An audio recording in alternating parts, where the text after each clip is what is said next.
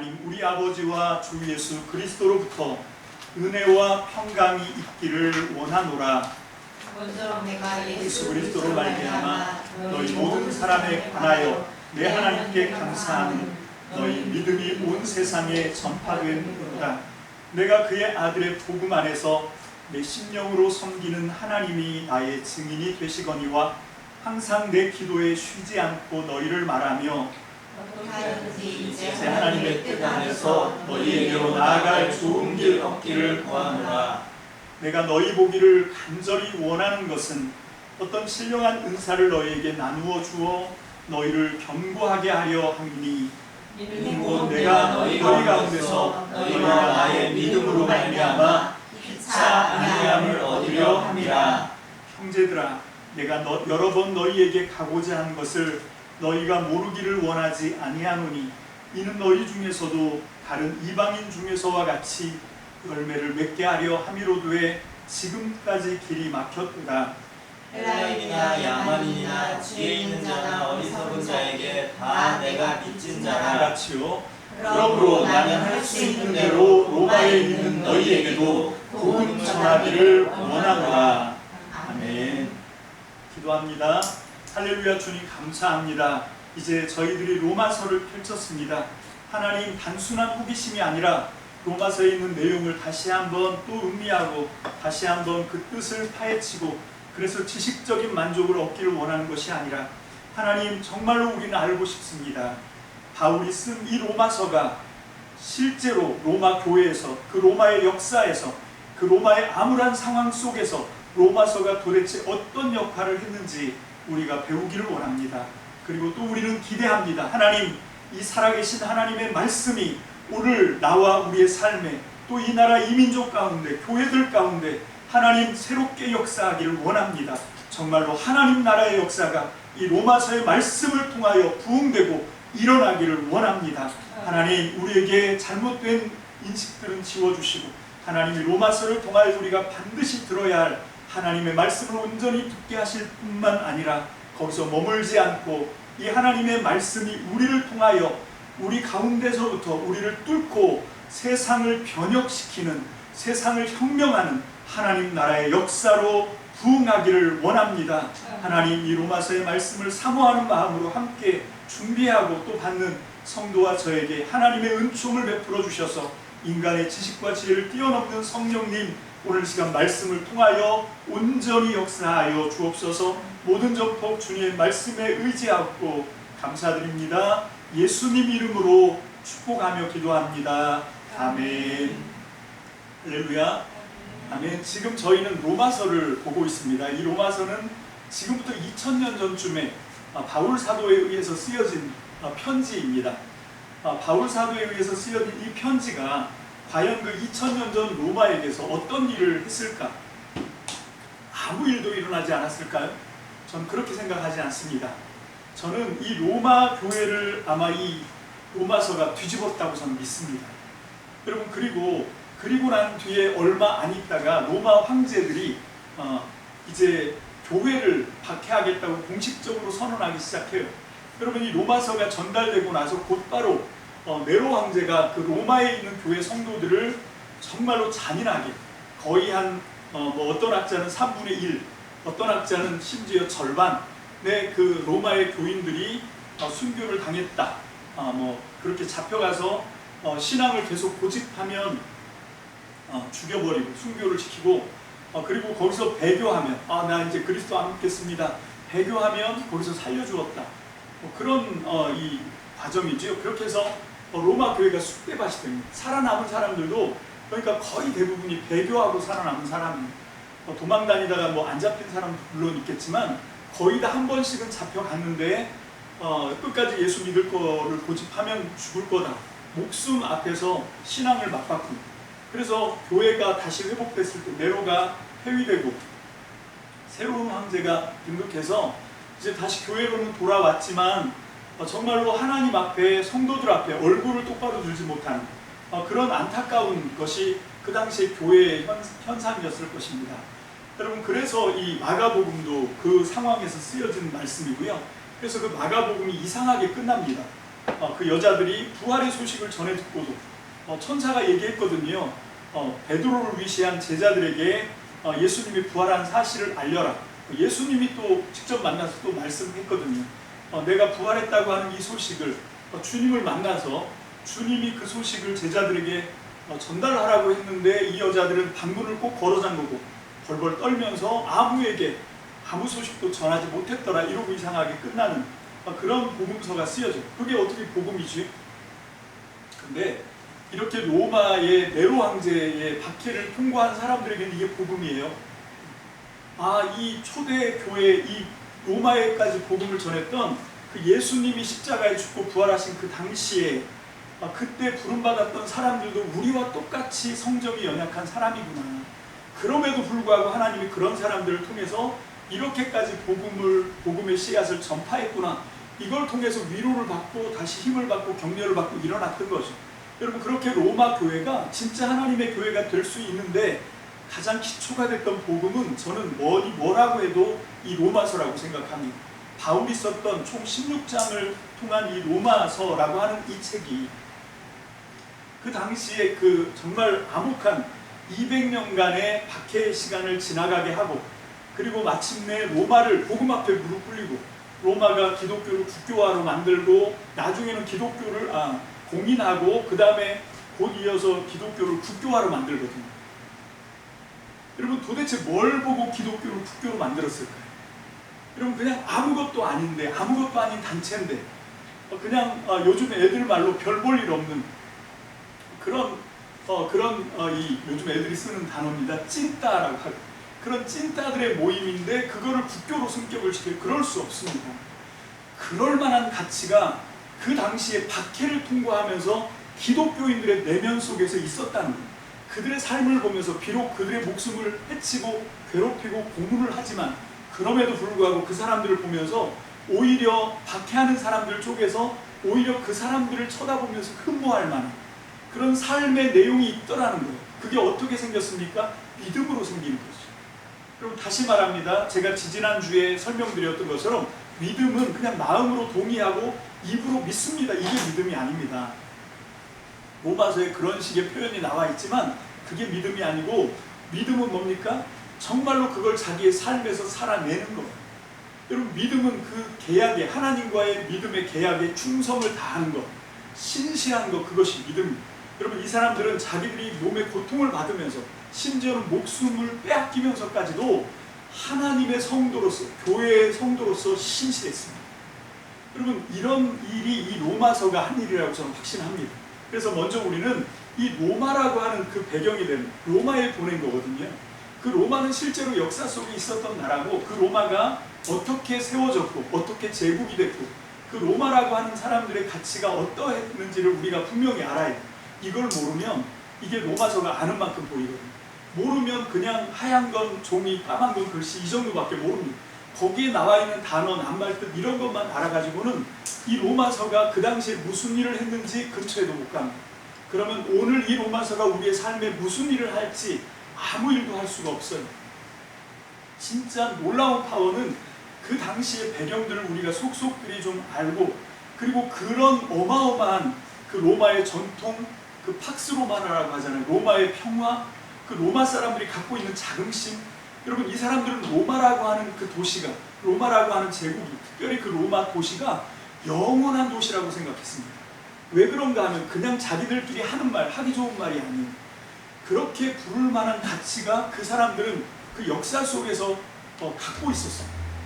여러분, 그런 것들이 그 역사의 그 담금질이라고 하죠. 그 시련을 통과하면서 이 사람들이 정말 로마가 영원한 도시다 라고 자랑스럽게 얘기할 만하고, 로마는 온 세상이 우두머리다 이렇게 외칠 만한 그런 모든 그런 것들이 이 로마 시와 로마 제국 안에 그 사람들의 자긍심으로 갖고 있었어요. 여러분, 그런 것들을 우리가 좀 대충 알아보고, 그럼에도 불구하고 바울이 별 볼 일 없어요. 바울은 이 로마 제국의 위용에 비하면, 그 로마 제국이 갖고 있는 자긍심에 비하면 그 로마에 있는 교회들이, 그 모임들이 뭘 할 수 있겠나 싶어요. 그럼에도 불구하고 바울은 그렇게 생각하지 않습니다. 오히려 바울은 그 사람들이 알지 못하는 세상을 체험한 사람으로서 그 하나님의 비밀을 아는 사람만 가질 수 있는 그런 자신만만함으로, 그런 자긍심으로 지금 로마에 편지를 쓰고 있습니다. 여러분, 그것이 우리가 읽었던 이 로마서 전문에 잘 드러나고 있는데, 먼저 우리 7절부터 한번 볼까요? 자, 7절 다 같이 읽습니다. 시작. 로마에서 하나님의 사랑하심을 받고 성도로 부르심을 받은 모든 자에게 하나님 우리 아버지와 주 예수 그리스도로부터 은혜와 평강이 있기를 원하노라. 자, 여기서 우리가 주목할 만한 단어는 뭔가 하면 로마에 있는 모든 자에게입니다. 하나님의 사랑을 받고 성도로 부르심을 받은 로마에 있는 모든 자에게. 여러분, 여기서 이 all, 모든이라고 하는 말 속에는 어떤 것들이 포함되어 있을까요? 여러분, 이건 로마의 역사, 당시의 역사를 모르면 도대체 그 로마에 있는 성도로, 하나님의 사랑하심으로 성도로 부르심을 받은 그 성도들의 계층이 어떻게 나누어져 있는지 알 길이 없죠. 첫 번째로 국적으로 따지면 유대인 성도가 있습니다. 로마 교회 안에 유대인 출신 성도가 있고 이방인 출신 성도가 있고, 그 다음에 로마 그 토백이들, 그 로마 터줏대감들 출신의 이 사람들이 있습니다. 그걸 이제 대충 이방인과 로마 터줏대감들을 합쳐서 헬라인이라고 불러요. 헬라인과 유대인, 유대인과 이방인, 자, 이렇게 지금 나누어 볼 수가 있고요. 그 다음에 신분으로 치면 어떻습니까? 여러분, 로마 교회는 놀랍게도 왕족도 있었습니다. 로마 황제의 가문, 심지어는 황제의 재정을 맡고 있는, 여러분, 그런 사람도 이 로마 교회의 일원으로 있습니다. 나중에 이제 16장 가면 그 이름들이 쭉 나오거든요. 그런가 하면 또 귀족 출신의 로마 교회 안에 성도가 들어와 있습니다. 그런가 하면 놀랍게도 노예가 들어와 있습니다. 그러면 그 모든 그 사람들을 계층으로 이건 엄청나게 어떻게 해볼 수가 없어요. 황제 가문 출신, 또 황제에게 총애를 받아서 재정을 감당하고 있는 그런 고위 관리, 그 다음에 대대로 뼈대 있는 가문을 자랑하는 귀족, 그런가 하면 그 사람들한테 어떤 때는 전쟁 포로로, 어떤 때는 타고난 출신이 노예들, 종들이에요. 여러분, 노예로 살고 있는 사람들, 여러분, 이 로마 사람들은 노예를 사람으로 취급을 안 했습니다. 그냥 물건, 짐승 취급을 했어요. 그래서 기분 나쁘면 아침에 일어났는데 꿈자리가 사나우면 그냥 눈에 보이는 노예 칼로 쳐서 죽이거나 활을 쏴 죽이는, 그러면 이게 로마인 그 귀족이나 일반인들의 일상이었습니다. 여러분, 그런 시대 속에 지금 바울은 편지를 쓰면서 하나님의 사랑으로 성도로 부르심을 받은 사람은 이게 뭐 유대인이든 헬라인이든 아니면 귀족이든 노예든 심지어는 황제의 씨앗이든 아니면 황제의 총애를 받는 고위 대장이든 상관없이 모두가 다 존귀하다. 모든 성도다. 그래서 계속 강조합니다. 모든 자에게 하나님 우리 아버지와 주 예수로부터 똑같은 은혜와 똑같은 평강이 있기를 원한다. 여러분, 이게 이 당시에 로마 교회 사람들이 받아들이기 그렇게 쉽지 않습니다. 근데 분명한 건 뭔가 하면 이게 받아들여졌어요. 그래서 심지어는 이 로마 교회 안에 있는 노예 출신이 교회 전체의 우두머리인 감독으로까지 올라갑니다. 그게 우리 성경에 나와 있는 대표적인 인물이 오네시모라고 하는 빌레몬서에 나오잖아요. 주인 빌레몬에게 해를 끼치고 도망쳤던, 로마에서 도망쳤던, 로마로 도망쳐왔던 오네시모, 그 노예를 위해서 바울이 빌레몬, 그 골로새에 있는 빌레몬에게 편지를 써줍니다. 그 편지를 오네시모 손에 들려서 보내요. 가서 주인의 화해를, 용서를 받고 와라. 그리고 평화를 이루고 화해를 하고 그리고 와라. 그렇게 온 오네시모가 나중에 감독으로까지 올라갑니다. 여러분, 그만큼의 이 역사를 누가 만들었습니까? 여러분, 로마서에 있는 하나님의 말씀이 만들어냈어요. 여러분, 이게 정말 천지가 개벽할 일입니다. 이게 혁명이라고 하는 말 아니면 어떻게 해결할 수 없는 그런 말이에요. 오늘 우리가 대하는 이 로마서는 이렇게 엄청난 파워를 갖고 있는 말씀입니다. 자, 그런데 우리가 그런 것들을 더 세세하게 알기 위해서는 이 로마서가 1장부터 16장까지 쓰여지고 있는데 그 안에 간간히 굉장히 빼곡하게 들어있는 그 역사적 배경을 알아야만 열리는, 역사적 배경을 알아야만 그 의미와 뜻을 바르게 이해할 수 있는 그런 것들을 좀 참고하기 위해서 오늘은 이 로마서가 한 일, 그리고 이 앞으로 오늘 우리의 시대, 우리의 삶에서 이 로마서 말씀을 통해서 나의 삶을 변혁시키고 내가 사는 이 세상을 뒤집어 바꿀 로마서가 앞으로 할 일에 대한 기대, 이런 것들을 우리가 좀 살펴보기를 원합니다. 그러기 위해서 우리는 로마가 어떻게 세워진 나라인지를 알아야 돼요. 그러면 로마라고 하는 역사, 이 로마는 건국 역사를 갖고 있어요.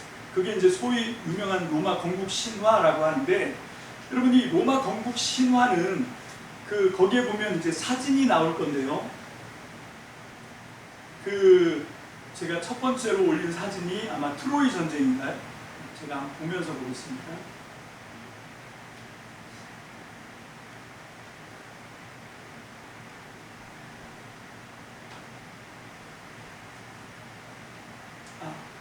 자, 여기 나오는 그게 아니고 한 5번째쯤에 나오는 인물이 하나 있는데 거기를부터 한번 보겠습니다. 베르길리우스라고 하는, 이 베르길리우스라고 하는 사람이 어떤 사람이냐면 로마의 시성이라고 불리우는 그런 사람이 서사시 작가인데, 그의 대표작으로 아이네이스라고 하는 작품이 있다고 합니다.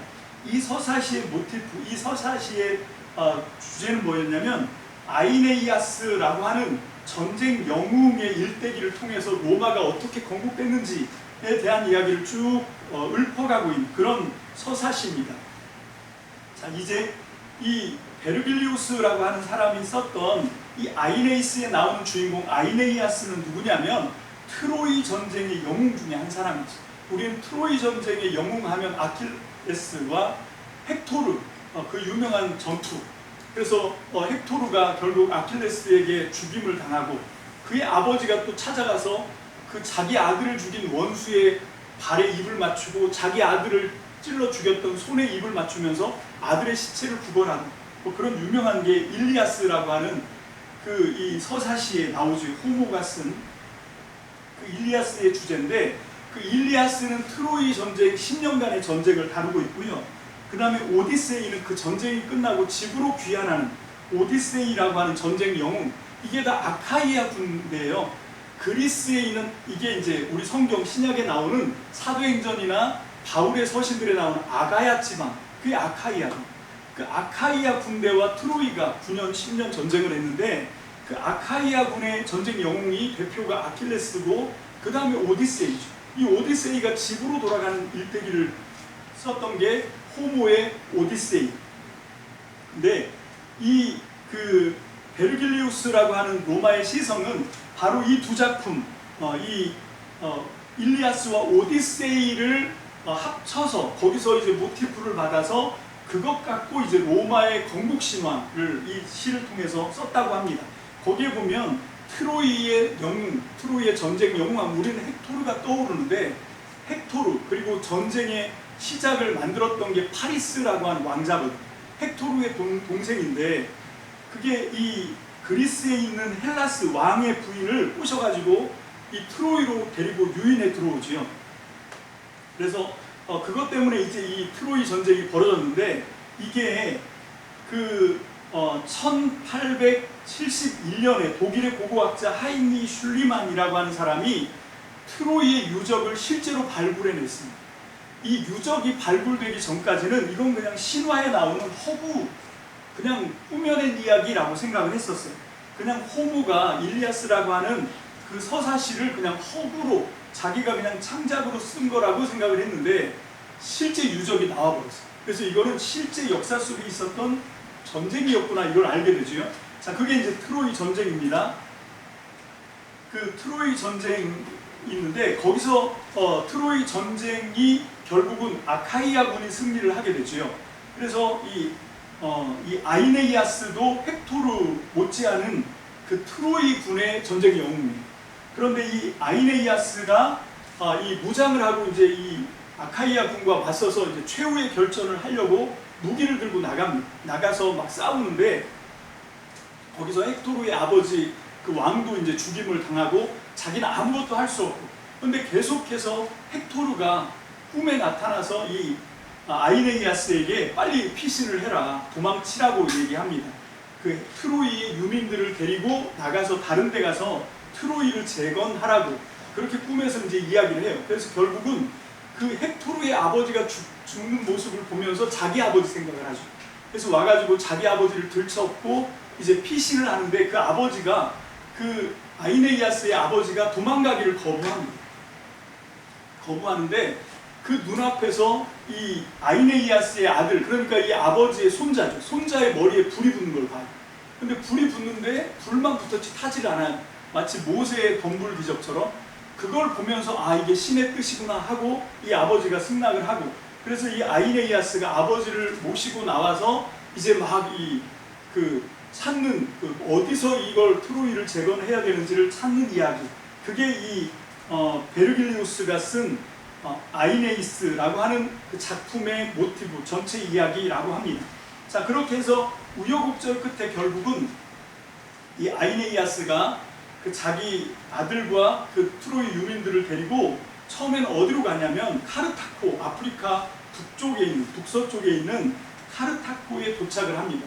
그 카르타코에 갔더니 거기에 카르타코 여왕이 있는데, 그 여왕이 누군가 하면 그 두 번째 그림에 나오는, 그게 이제 아이네이아스가 카르타코의 여왕 디도의 품에 안겨있는 그런 사진이죠. 자, 그렇게 거기서 이제 그 사랑을 받고 그렇게 잠시 지내고 있는데, 계속 이 신들이 아이네이아스에게 헥토르의 유언을 따라서 이 트로이를 재건하라고, 새로운 제국을 만들어야 된다고, 그래서 그리스에게 복수를 하라고 계속 충동을 합니다. 그래서 결국은 그 자기에게 주어진 사명 때문에 이 여인을 버리고 떠나가죠. 그 그림을 제가 찾아보려고 했는데 찾지는 못했는데, 그러자 그거에 앙심을 품은 카르타코 여왕 디도가 어떻게 하냐면 그 아이네이아스가 쓰다 남긴 모든 물건을 태우겠다고 부하들을 시켜서 장작을 쌓게 합니다. 그리고 불을 붙이게 해요. 그리고 거기 그 아이네이아스의 물건을 다 태우기로 한 거기에 자기가 뛰어들어요. 그리고 창을 자기 가슴에 깊이 찌르고 죽으면서 유언을 하죠. 뭐냐면 아이네이아스가 세우는 새로운 제국과 우리 후손들이 영원히 서로 싸우게 될 거다라고 하는 그런 저주를 내리고, 그게 나중에 그 카르타코와 로마의 전투가 되게 되는 그런 배경 이야기겠죠. 하여튼 그런 서사시입니다. 자, 그렇게 하고 드디어 이제 이탈리아 지역에 가서 거기서 그 나라를 하나 세워서 거기서 이제 지내다가 그 뒤에 보면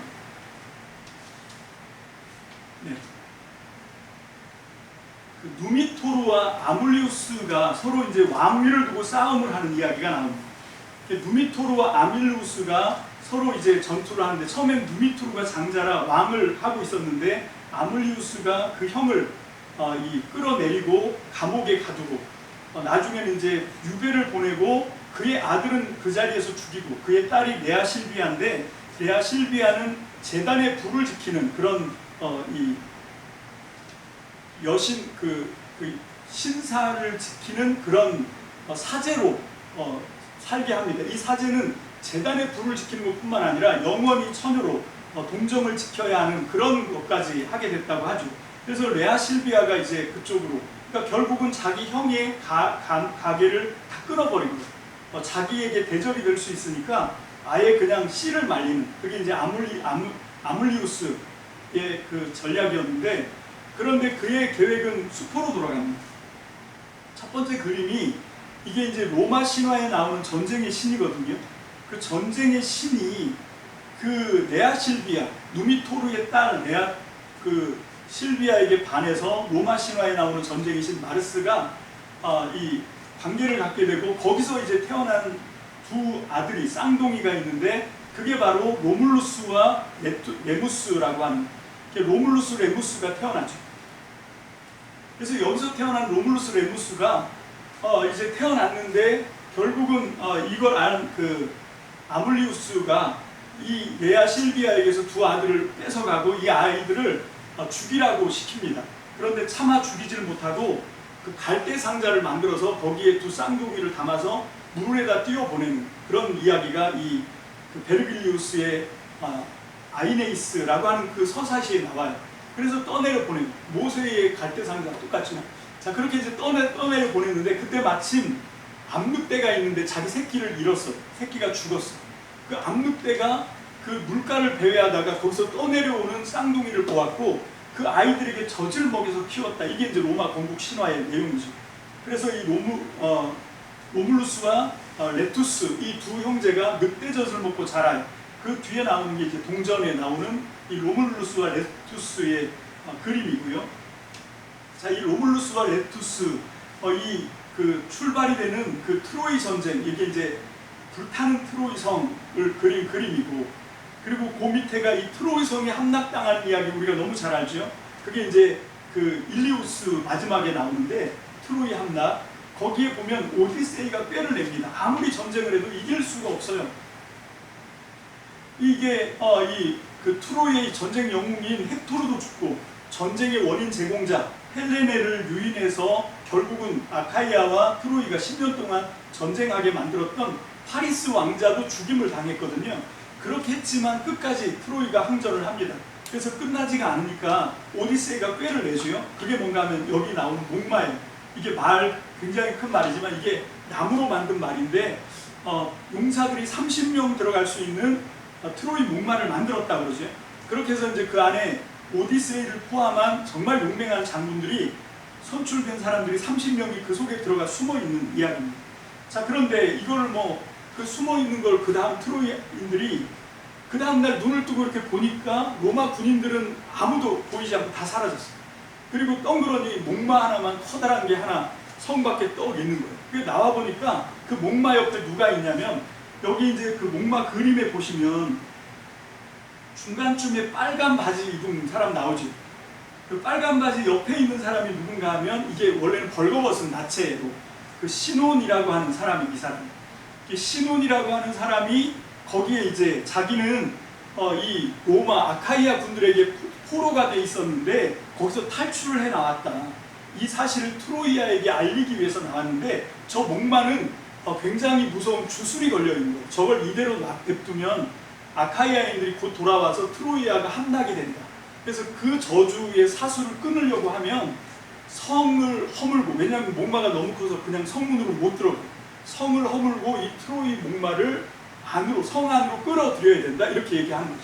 근데 그걸 알아챈 제사장이, 트로이의 제사장이 이거는 간교다. 이건 계략이다. 그리고 창을 들고 나와서 이제 목마 옆구리를 막 찔러대기 시작합니다. 그 일리아스에 보면 그걸 막 찔러대니까 그 안에 있던 용사 중 가장 심장이 약한 한 사람이 비명을 지르죠. 그때 오디세이가 그 사람의 입을 틀어막습니다. 그런 그 되게 연극적인 얘기가 나와요. 입을 틀어막아서 위기를 모면하고, 그리고 이제 시논은 위기에 몰리게 되죠. 근데 마침 바다뱀 한 마리가 나와서 그 창질을 하는 그 제사장을 죽여버립니다. 그리고 그걸 보고 트로이아인들이 이게 정말 신의 뜻이 맞는데 그걸 저항하다가 이 제사장이 죽었구나 생각을 하고 이 시논의 말을 듣고 벽을 헐고 이 목마를 끌어들여서 그 밤에 결국 그 목마 안에 뚜껑이 열리고 30명의 용사가 나와서 트로이 성문 열고 아카이아군이 다시 들어와서 이 트로이가 불이 타버린, 그게 이제 일리아스에 나오는 대서사시죠. 자, 그리고 이거는 그 나중에 1000년쯤 뒤에 단테의 신곡이라고 우리 잘 알잖아요. 그 단테의 신곡에 나오는 지옥편, 이게 지옥의 모형도거든요. 단테의 신곡에 보면 지옥 그림이 나오는데 위에는 넓고 갈수록 좁아지는 마치 깔때기 같은 형태, 이게 대충 3단으로 되어 있어요.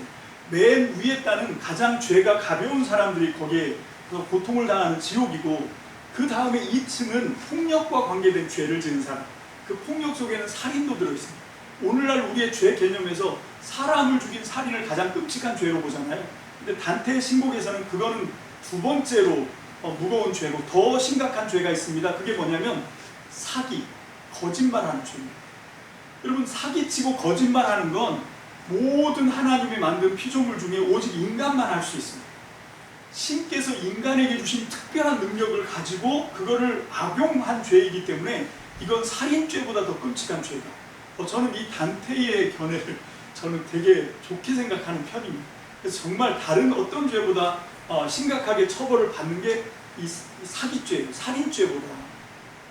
그래서 이 단테의 신곡에 보면 시논이 이 깔때기 맨 밑에 있다 이렇게 표현하고 있어요. 그 시논은 뭐냐면 이 트로이의 목마, 속에서 트로이를 불타게 만들었던 사기친 이 신혼이 바로 이 지옥 맨 끝에 있는 그런 그림으로 나오고 있고, 이 베르길리우스, 로마의 시성이라고 하는 그 아이네이스라고 하는 이 서사시를 쓴 베르길리우스를 지옥 여행을 하는 길잡이라고 단테의 신곡에 나옵니다. 단테를 지옥 안내하는, 지옥을 구경하는 안내하는 그 사람이 로마의 시성 베르길리우스였어요. 여러분, 이런 게 다 이렇게 딱 연결이 됩니다. 그래서 우리가 이런 이 로마의 신화나 이 로마의 대서사시, 또 그리스의 신화 이런 것들을 공부하지 않으면, 서사시, 비극 이런 걸 공부하지 않으면 단테의 신곡을 읽어도 그냥 하얀 건 종이 까만 건 글씨가 됩니다. 이걸 이해가 안 되는 거예요. 이런 것들을 좀 우리가 좀 공부를 해야 된다라고 하는 거죠. 자, 그리고 나서 한 200년, 주전 200년쯤에 그 로마는 그렇게 해서 이제 건국 이래로 이 로물루스 그리고 레투스가 형제인데, 로물루스가 결국 레투스를 죽입니다. 그리고 이제 로물루스의 이름을 따서 로마라고 하는 제국을 만들어요. 나라를 만들고, 그 로마라고 하는 나라가 생겨지고 처음에는 왕정이, 로마는 왕정으로 돼요. 그래서 그 로마 7왕이라고 하는데 7대에 걸친 왕들이 쭉 가다가 주전 500년경에 이제 왕정에서 공화정으로 바뀝니다. 이제는 이 집정관을 뽑아서 투표를 통해서 모든 시민이 투표해서 집정관을 뽑는, 그래서 이 로마는 참 특이하게 왕정으로 가다가 이 공화정으로 바뀌는, 그런데 이 공화정으로 바뀌는 과정에서 이게 그리스의 영향을, 그리스의 정치 그런 영향을 받은 거라고 생각합니다. 그리스는 특히 그리스는 이 뭡니까?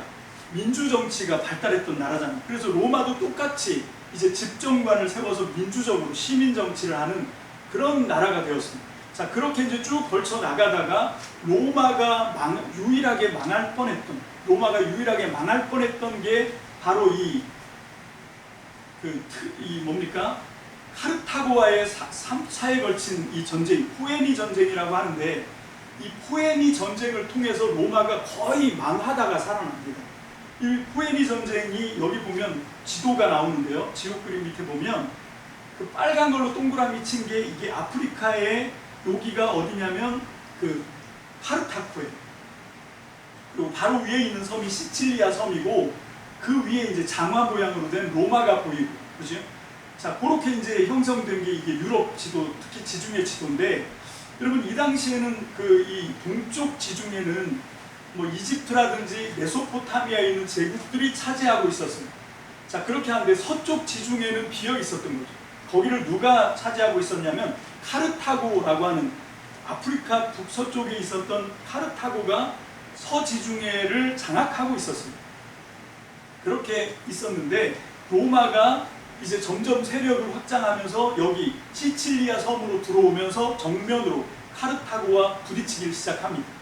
그래서 1차 후에니 전쟁에서는 로마가 승리하죠.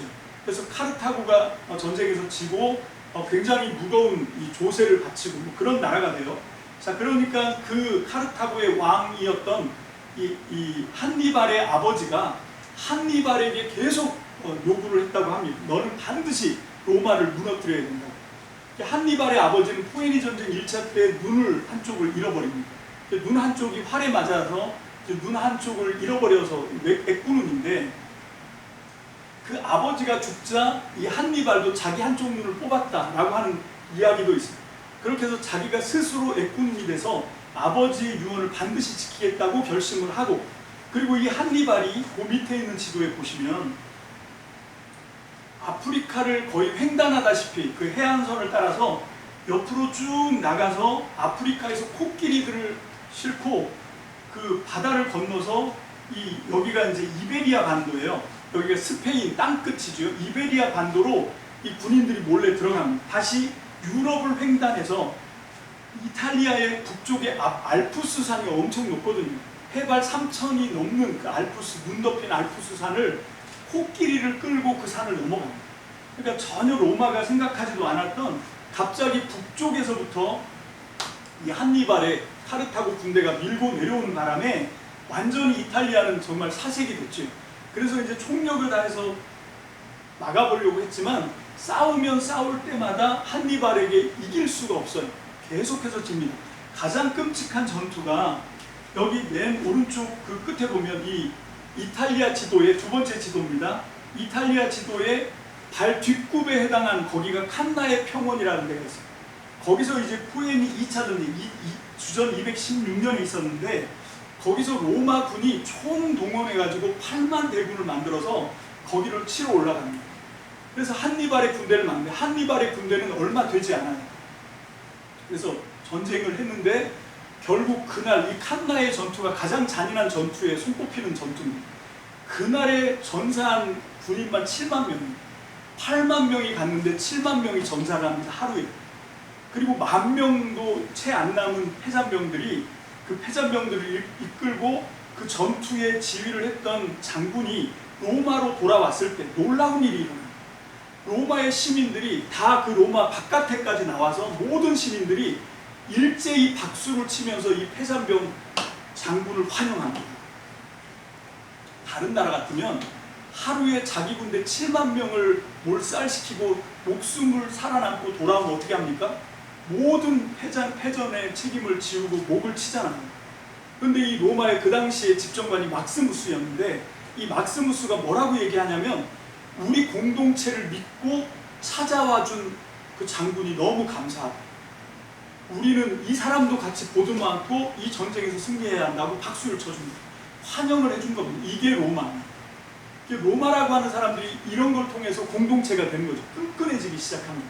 여러분 그리고 그 다음에 우리가 봐야 되는 게 그 다음 밑에 지도를 보시면 마지막 지도인데 이게 그 유명한 아피아 가드 아피우스 클라디우스라고 하는 집정관이 그 한 100년 전쯤에 한 653km 총 길이 그 폭 8m짜리 그 박석을 깔아서 탄탄하게 만든 오늘로 얘기하면 포장도입니다. 그 아피아 가도를 만들어요. 그래서 이 아피아 가도 그래서 그 유명한 모든 길은 뭡니까? 로마로 통한다 이 말이 나온 거예요. 근데 우리는 그게 그냥 모든 길이 로마로 간다 이런 식으로 생각하잖아요. 여러분 역사가가 표현한 말은 그런 의미가 전혀 아닙니다. 한니발이 이 대승을 하고 이제 로마는 더 이상 기댈 데가 없잖아요. 더 이상 희망이 없습니다.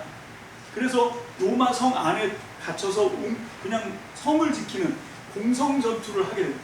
한니발이 어떤 일까지 하냐면 그 밖에 귀족들의 다 귀족 소유의 땅과 농과 밭이 있는데 막스무스에 소속되어 있는 밭과 농만 빼고 나머지 걸 다 불태워버려요.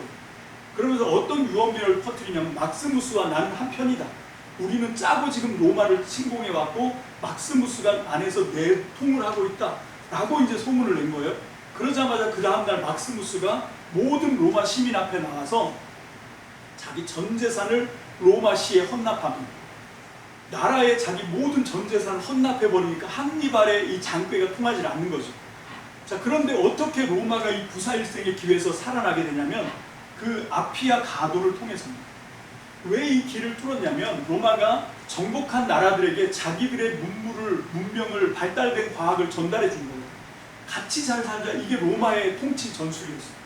그렇게 은혜를 받았던 그 로마에게 속국이 되었던 나라들이 로마가 망하면 안 돼 하고 다 같이 일어난 거예요. 아프리카에서 일어나고 뭐 주변에 있는 나라들이 다 와서 그냥 시키지도 않았는데 계속 구원병이 오는 거예요. 결국은 한니발이 있는 카르타고까지 쳐들어가고 하니까 한니발이 어쩔 수 없이 들어갔고 스콜피오와의 전쟁에서 한니발이 지고 죽음을 당하죠.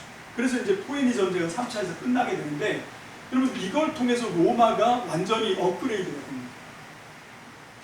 그러니까 로마라고 하는 제국의 시스템이 그 어떤 하모니가 공동체의 어떤 끈끈한 어떤 그 결속력이 여기서 완전히 업그레이드가 되면서 온 세상에 이 그 폼페이우스와 그리고 이제 이 카르타고 카이사르 이 두 장군을 통해서 이제 완전히 주후 1세기에 주전 1세기에는 이제 전 유럽을 다 장악할 뿐만 아니라 이제 그 어디입니까? 이집트까지도 다 정복하고 메소포타미아도 정복하고 그런 엄청난 제국이 될 수 있었던 게 바로 이 포에니 전쟁을 어떻게 극복했느냐 거기에서 나오는 거죠. 자, 그렇게 만들어낸 게 뭔가 하면 이 로마 사람들이 갖고 있는 자부심이 여러분 이 공동체성 끈끈한 그 서로가 서로를 믿어주는 서로가 서로를 신뢰하고 그렇게 하는 힘이 엄청나게 센 거죠. 근데 그걸로 다 끝난 게 아닙니다. 이 폼페이우스와 카이사르로 대변되는 두 세력이 서로 이제 알력 다툼을 하죠. 그게 끝나고 나니까 서로 이제 그 좋은 자리를 차지하려고 로마가 아주 심각한 내전이 일어납니다. 자기들끼리 싸우는 게 안에서. 근데 그거를 다 극복한 사람이 누군가 하면 옥타비아누스입니다. 이 카이사르의 양자 옥타비아누스가 나중에 이제 우리 성경에 아우구스투스 카이사르, 아우구스투스 시저 이렇게 나오는 초대 황제죠. 이 초대 황제 이 사람이 뭘 했냐면 그 내전을 완전히 종식하고 그렇게 서로 싸웠던 사람들끼리 평화를 이뤄냅니다. 이게 놀라운 거예요. 서로 보복을 하거나 죽였으면 이 내전이 끝나질 않았을 건데 그게 아니고 그냥 다 품어주는 정책을 씁니다. 이 옥타비아누스. 그럼 그렇게 하면서 그때 나온 말이 팍스 로마나, 로마의 평화라고 하는 말이 나옵니다. 그러니까 로마는 그 어느 누구와도 다 평화를 하겠다라고 이제 손을 내민 거죠. 자, 그렇게 하면서 로마가 완전히 이제 황제 제국으로 승격을 하는, 그렇게 하면서 전 세계를 장악하는 그런 나라가 됩니다. 자, 그런데 이제 시간이 흘러서 그러고 나서 또 100년이 흐르면 지금 이 바울이 편지를 쓰는 당시의 로마가 됩니다. 이때는 어떻게 됐냐면 그랬던 로마의 그런 것들은 귀족들끼리 누리는, 일반 평민끼리 누리는 그런 거가 되고 거기에 혜택을 받지 않는 음지에서는 굉장한 수탈과 학대와 그런 것들이 일어나게 되는 거죠. 그게 대충 어떤 건가 하면 노예들에 대한 수탈, 그리고 특히 전쟁을 로마에게 대항했다가 전쟁을 패전하고 전쟁포로가 된 사람들을 완전히 그 노예를 통해서 이 나라를 만들어간 그런 나라가 로마가 되는 거죠.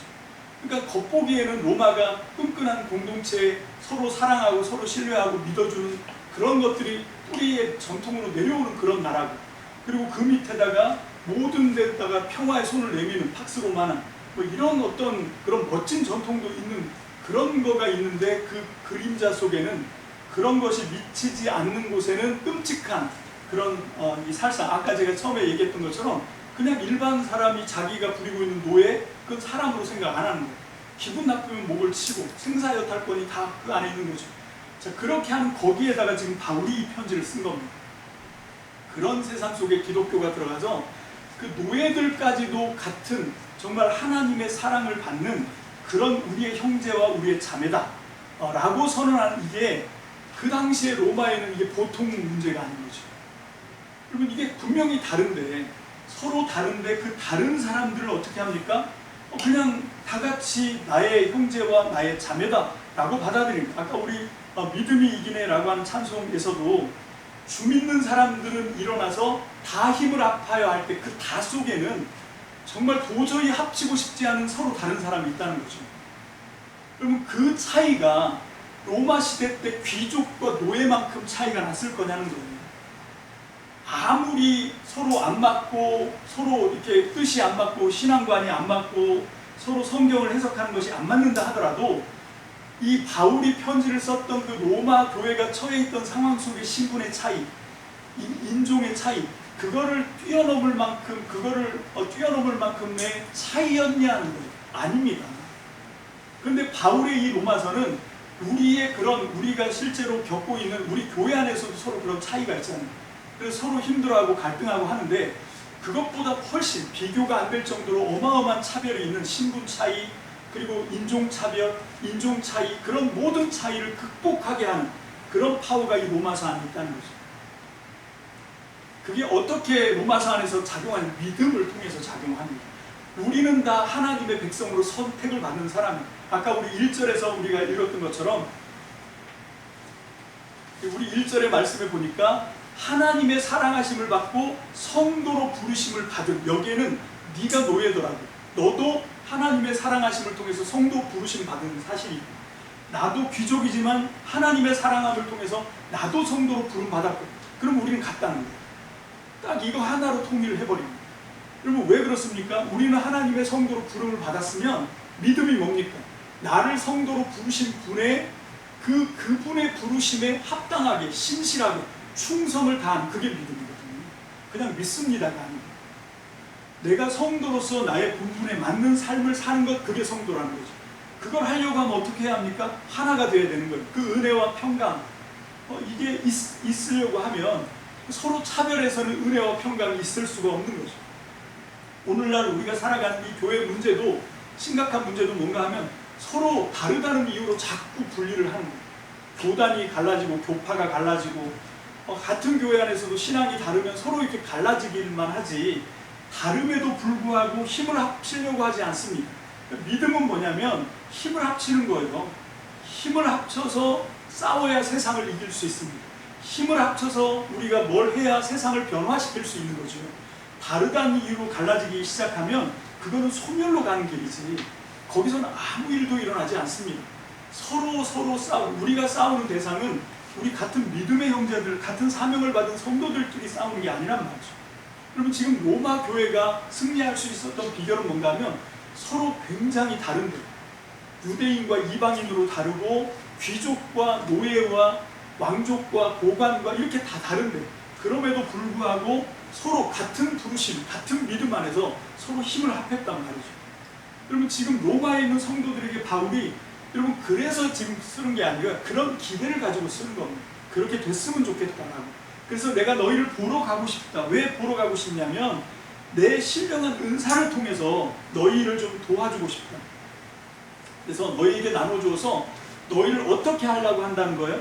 자 11절에 보면 11절 다 같이 볼까요? 11절 시작.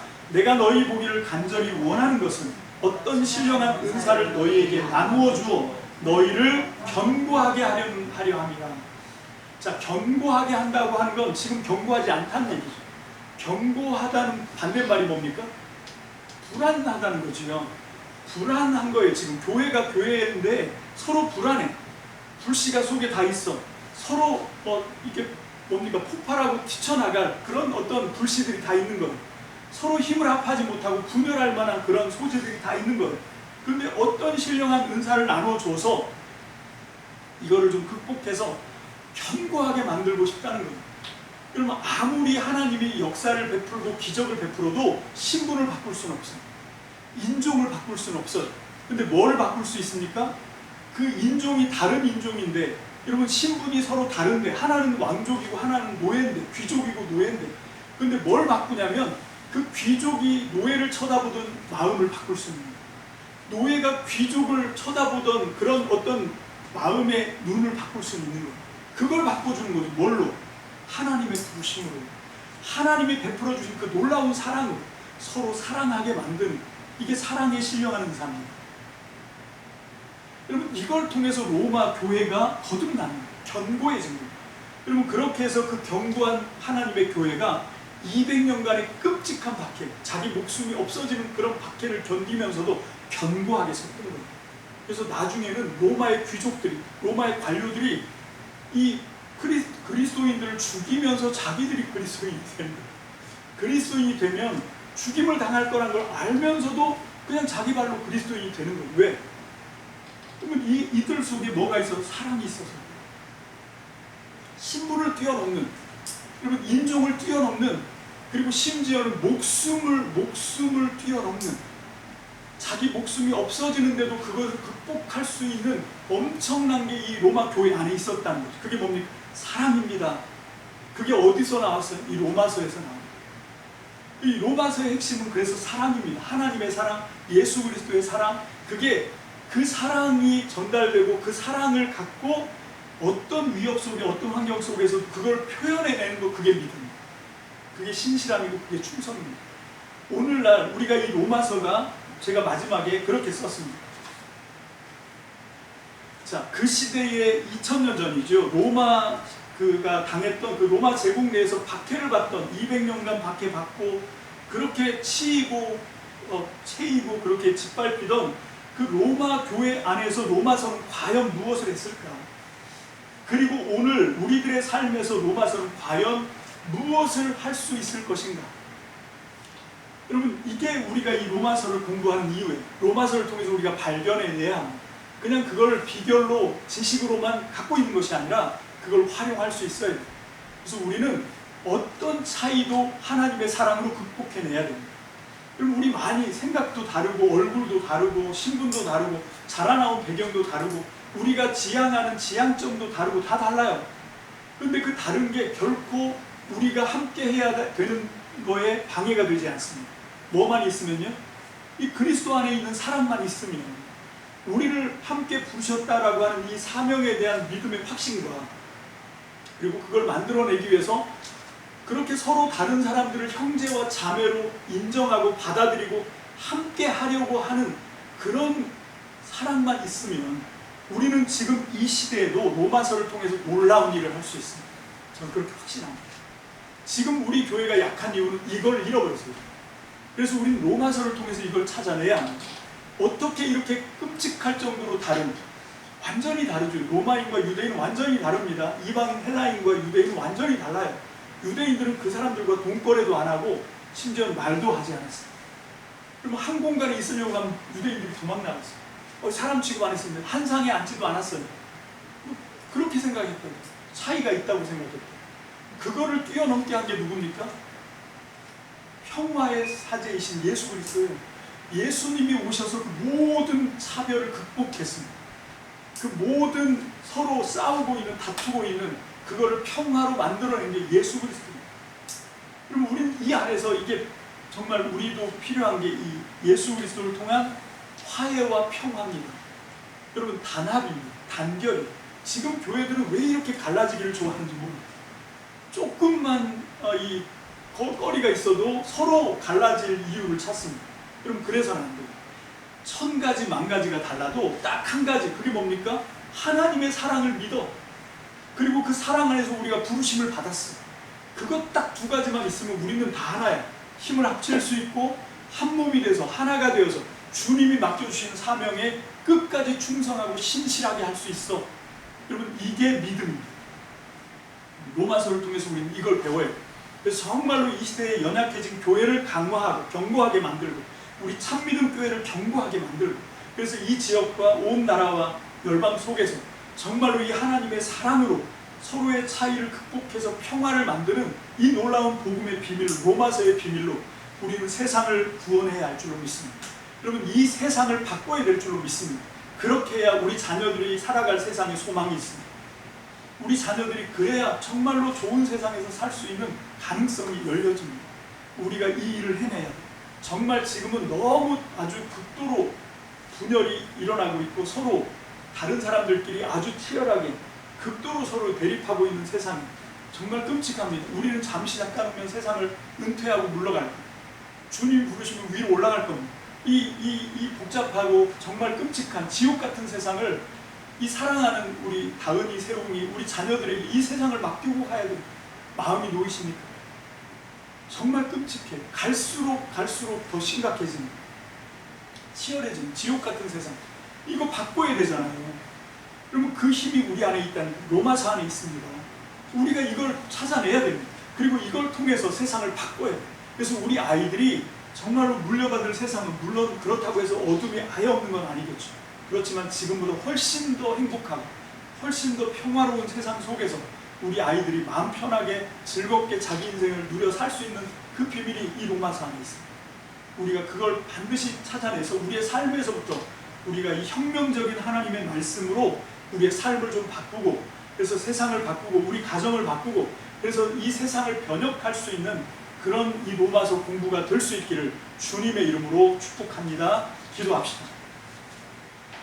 할렐루야. 주님 감사합니다. 우리가 이 로마가 어떻게 생겨났는지 그리고 어떤 과정을 통해서 그 로마가 자기들만의 정말 1000년을 이어가는 놀라운 제국으로 발전하게 되었는지를 우리가 배웠습니다. 2000년을 이어가는 그 놀라운, 정말로 놀라운 제국이 되는 그 놀라운 비밀을 우리가 밝혀냈습니다. 하나님, 그러나 그것보다도 위대한 하나님의 부르심입니다. 그보다도 놀라운 하나님의 사랑이 우리 안에 있습니다. 로마서가 그 당시에 한 일은 그것을 깨우쳐 준 것입니다. 로마인들의 헛된 자긍심을 가짜라고 그것들을 깨부수고 그 다스림 속에 있는 사람들을 은혜와 하나님의 의가 다스리는 하나님 나라로 변혁시킨 로마서입니다. 하나님, 이 시대도 마찬가지입니다. 하나님, 정말로 이 시대에 로마서가 말씀하고 있는 그 바른 목소리를 우리가 찾아서 하나님 제대로 찾아서 정말 우리의 삶에 하나님의 말씀이 들려오게 하여 주옵소서. 그래서 그 말씀에 순종하고 그 말씀에 그대로 따라서 우리가 이 세상을 바꿀 수 있는 하나님 나라의 비밀을 우리가 발견해내길 원합니다. 그것들을 발견해낸 하나님 나라의 비밀을 우리의 삶에서 활용하기를 원합니다. 그래서 우리가 활용한 그 하나님 나라의 놀라운 비밀의 파워가 이 가짜 세상을 뒤집어 엎고 하나님의 나라의 평화를 온 세상 땅끝까지 하나님의 진리의 빛으로 비추기를 원합니다. 그래서 하나님, 정말로 살기 힘들다고 아우성을 치는 세상에서 지금도 가장 많은 자살률을 자랑하는 이 땅에서부터 하나님 나라의 비밀이 펼쳐져서 하나님, 정말로 소망 없던 자들이 다시 소망을 노래하는 그런 하나님의 나라를 맛보기를 원합니다. 그래서 하나님, 정말로 하나님의 교회에서부터 시작된 이 놀라운 하나님의 나라의 변혁이 하나님, 이 꺼져가는 세상에 하나님의 찬란한 빛으로, 하나님의 사랑으로, 평화로, 생명으로 하나님 온 세상을 구원하고 살려내는 하나님 나라의 비밀이 될 수 있도록 하나님이 로마서의 공부를 통하여 먼저 하나님 우리를 변화시키시고 놀라운 역사의 출발점이 될 수 있도록 주님 우리를 사용하여 주시옵소서. 감사를 드립니다. 예수님의 이름으로 축복하며 기도합니다.